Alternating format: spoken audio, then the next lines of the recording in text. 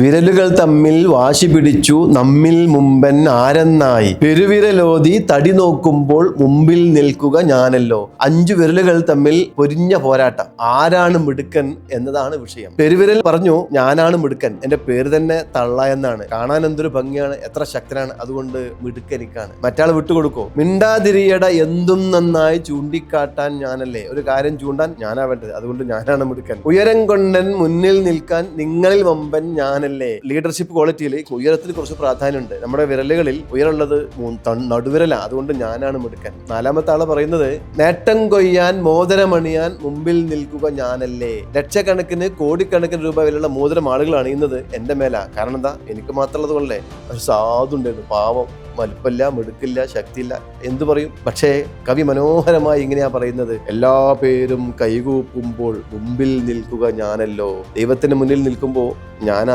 മുന്നിൽ നിൽക്കുക, നിങ്ങളൊക്കെ എന്റെ പിറകിലാ. എന്തെങ്കിലും അബദ്ധം കാണിച്ചിട്ട് ആളുകൾ നിങ്ങളെ അടിക്കാൻ വരുമ്പോൾ സോറി എന്ന് പറഞ്ഞ് നിങ്ങളെ രക്ഷിക്കാൻ ഞാനാ മുന്നിൽ ഉണ്ടാവുക. ആരും ആരേക്കാളും ഉയരത്തിലല്ല, ആരും ആരേക്കാളും താഴ്ത്തുമല്ല.